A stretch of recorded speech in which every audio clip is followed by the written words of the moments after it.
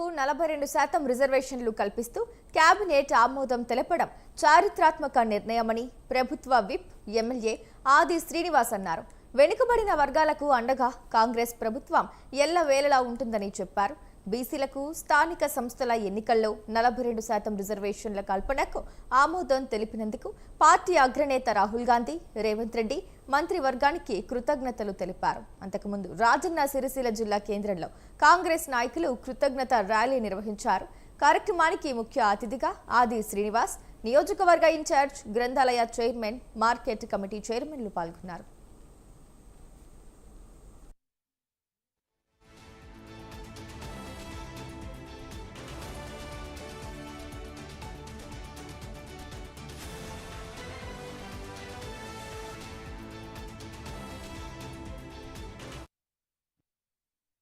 బీసీలకు సంబంధించి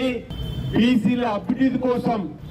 మాటల్లో చెప్పడం కాదు, చేతల్లో చేపించి చూపిస్తామన్నటువంటి కాంగ్రెస్ పార్టీ మాటిస్తే తప్పదు అనే దానికి నిదర్శనం బీసీ కులగణన జరిపేవి కాదు, బీసీలకు 42% రాజకీయ విద్య ఉద్యోగాల్లో అవకాశాలు కల్పించాలని ఈరోజు బీసీసీ అధ్యక్షుడు ఉన్నటువంటి మహేష్ కుమార్ గౌడ్ గారి సహకారమే కానీ గౌరవ ముఖ్యమంత్రి శ్రీ రేవంత్ రెడ్డి గారి చొరవ స్వతహాగా బీసీ బిడ్డ కాకున్నప్పటికీ రేవంత్ రెడ్డి గారి ఆలోచన బీసీలలో చైతన్యం తీసుకురావాలంటే ఈ 42% రాజకీయ రిజర్వేషన్ అమలు చేయాలని చెప్పిన తప్పటితోటి ఉప ముఖ్యమంత్రి మంత్రులందరితో కేబినెట్ లో 2018 పంచాయతీరాజ్ చట్టాన్ని సవరిస్తూ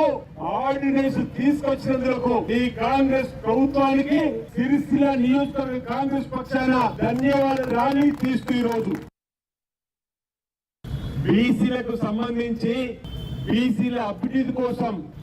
మాటల్లో చెప్పడం కాదు, చేతల్లో చేపించి చూపిస్తామన్నటువంటి కాంగ్రెస్ పార్టీ మాటిస్తే తప్పదు అనే దానికి నిదర్శనం బీసీ కులగణన జరిపేవి కాదు, బీసీలకు 42% రాజకీయ విద్య ఉద్యోగాల్లో అవకాశాలు కల్పించాలని